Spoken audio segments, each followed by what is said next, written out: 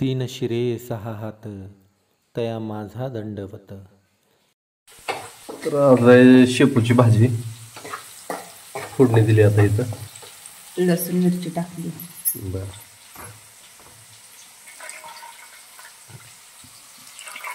आज शेपूची भाजी, भाकरी, ज्वारीची भाकरी. तर मंडळी आता दिवसेंदिवस फरक पडत चाललाय. तर ही दुखणं कशामुळं आलं मी तुम्हाला सांगतो. काय झालं होतं, क्षितिज एक दिवशी आला शाळेतनं आणि जरा आजारी पडला, खोकलाही लागला त्याला. आणि दुसऱ्या दिवशी शाळेला सुट्टी होती. मग दुसऱ्या दिवशी परत त्याचा आजार वाढला. त्याला दवाखान्यात नेऊन आणलं मी. त्याला काय ती सहन होईना. मग आला आणि त्याच्यानंतर परत आम्ही सगळीच आजारी पडलो. म्हणजे व्हायरल होतो, म्हणजे बाहेरून हे आलतं. त्याला म्हणतो आपण साथीचा आजार, त्यातलाही एक आजार म्हणायचा, पसरणारा आजार.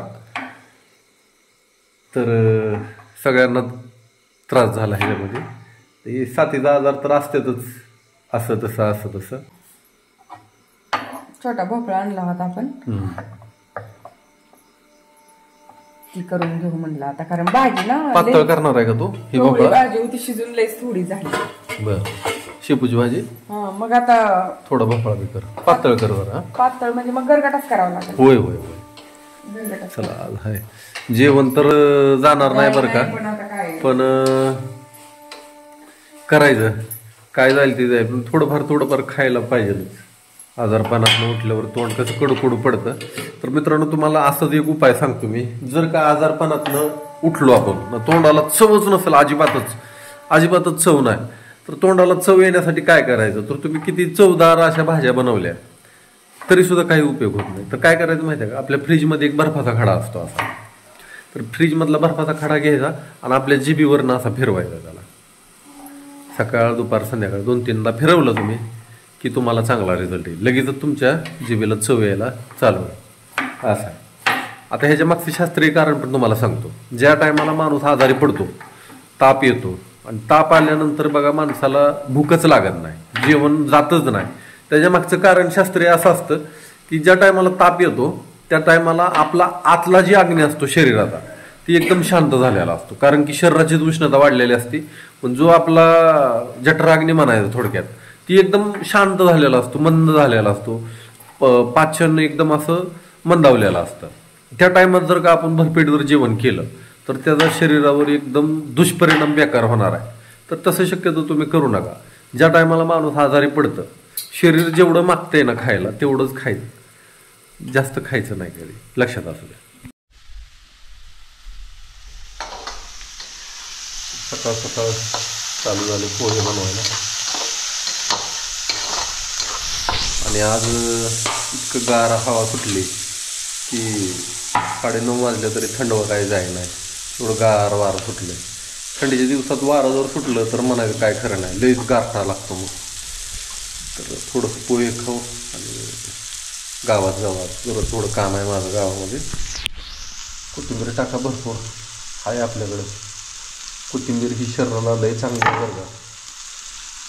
जे मूत्रपिंडाचे आजार आहेत ती कोथिंबीर बरी करू शकते बरं का. एवढी तिच्यात ताकद आहे.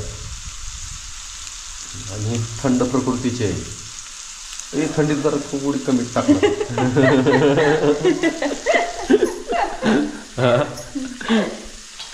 माझ्या मनात आलतं म्हणजे मला हसू जास्त आलं मला. आहे ना.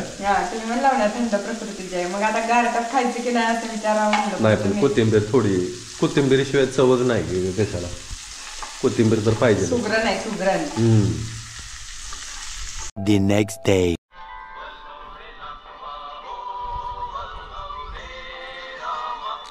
मंडळी, मी बसलो इथं वर ऊन खात आणि अशी सुंदर मराठी गाणी ऐकत बसलोय मी. तर ही जुनी गाणी मला लय आवडते. ते एक मनाला शांत वाटतं. आणि मन जेवढं तुम्ही शांत ठेवाल का तेवढं तुम्हाला सुख शांती मिळणार आहे. बघा, मनालाच तुम्हाला सुख शांती द्यावी लागणार आहे. असं आहे. पाणी मी कोमटच पितोय बरं का. गार पाणी पिऊच वाटत नाही. आणि अजून तर काही नीट झालेलं नाही. सगळं पाणी कोमट करूनच पितोय, कारण थोडा खोकला आहे, सर्दी आहे. आज जरा थोडं म्हणलं चुलीवर काहीतरी बनवावं, म्हणजे जरा बरं वाटेल. चवदार थोडंसं दुखण्यातनं उठलं की कसं जिभेला चव नसते. ते बर्फाचा प्रयोग तर काही केला नाही मी, का कारण ते बर्फ तोंडात ठेवायचं म्हणजे परत सर्दी वाढायचं लक्ष नाही, त्यामुळे मी तर ती काय केलेलं नाही. तिचं काय चालू आहे आता? चालू आहे सकाळी राडा बनलाय आता काय. तिचं भांड्याचा राडा पडला, ती भांडी घासून घेईल आता. घरातली बाई आजारी असली की राडा नाही पडतो, घर आजारी पडतं. राडा नाही पडत, सगळा राडा असतो. तसं ही राडा कधी पडून देत नाही बरं का. घर सगळं निर्मळ स्वच्छ असतं. पण तुम्हाला एक सांगतो, जेवढी मोठी घरं बांधचाल, जेवढी मोठी मोठी घरं, तेवढं बायांना ताप असतो बरं का लय. का तर ते आवरायचं सोपं नाही. बायांनाच पाहिजे असते बघा. माझ्याबरोबर तर मी सांगते, खरंच सांगते, बायांना घर पाहिजे. घर बायांनाच पाहिजे असते ती. पुरुष मंडळी काही कुठं पण राहायला तयार असतात बायकांबरोबर. चला. हां, मी एक पत्र्याच्या शेडमध्येच राहत होतो. दुसरी गोष्ट तुम्हाला सांगायचं राहिलं, ते फुटाणं आहे.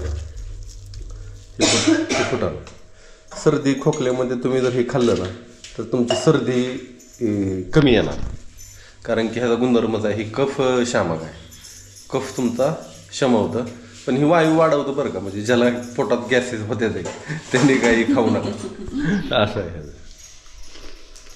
मी अर्धी भांडी घासून ठेवल्यात. तुम्ही थोडी मदत करावी म्हणलं हिला बी. नाही, मदत भरपूर करतात बरं का मला, पण मला सारखं कधी कॅमेरा पुढे नाही दाखवा वाटत. गावाकडे नाही चालत, नावं ठरते ती काय घराचं काम करत बसलाय म्हणून. लोक बोलते ती एवढं मात्र खरं आहे. नाही, गावाकडे नाही चालत. बोलू द्या, घ्या उरकून आपलं. आणि हे बघा आता काय चालू झाले, चुलीवरला स्वयंपाक. असू दे की, भाकरी होऊ दे, भाजी तरी करायची असेल. आणि पाठीमागं बघा तिनं काय आणलंय, गाजर. तर गाजराचं हलव्याचं बेत आहे काय आज?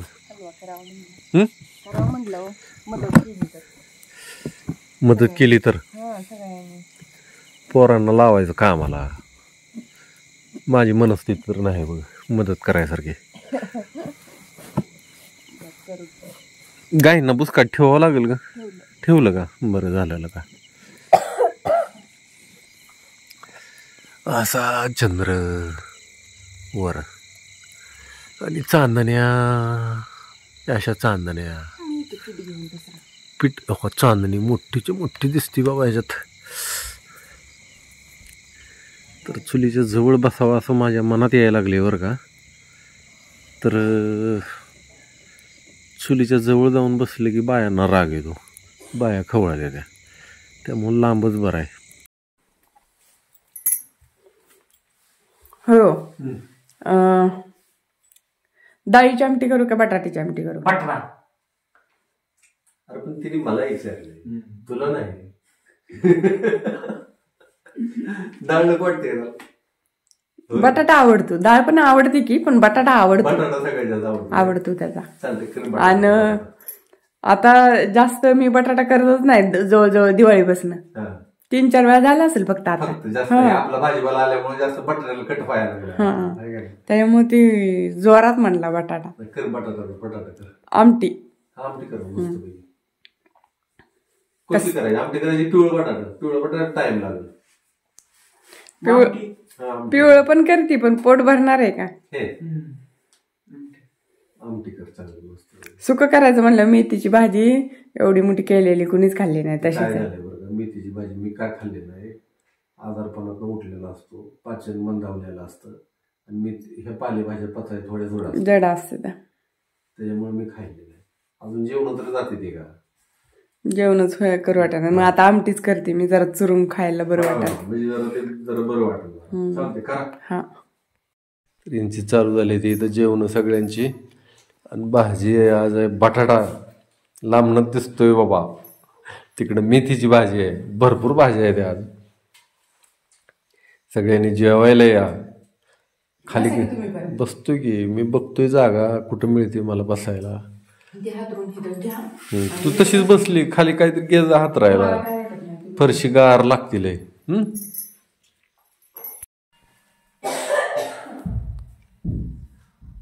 खा की घे की. 2 घास गिळायला माणसाला तरी करायचं. रोज ना नखरं लावल्यात आहे कुणी.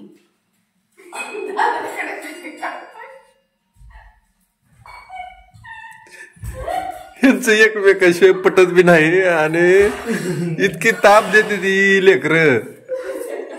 काय करायला लागली कोण? कशामुळे बोलते याला? 2 घास आहेत ताटात, तेवढं सुद्धा खायला नको. वाळून चालली आहे मुलगी. वाळून चालली? मला तर जाडजूड दिसते. दिसती. जाडजूड झाली की ती. डोळ्याला काय तर झालं असेल तुमचं बघा. दवाखान्यात जाऊन. आणि ही बघा माझ्या पाठीमागे आलाय. आमच्या घरात असलं असतं कॅमेऱ्याच्या पाठीमागे.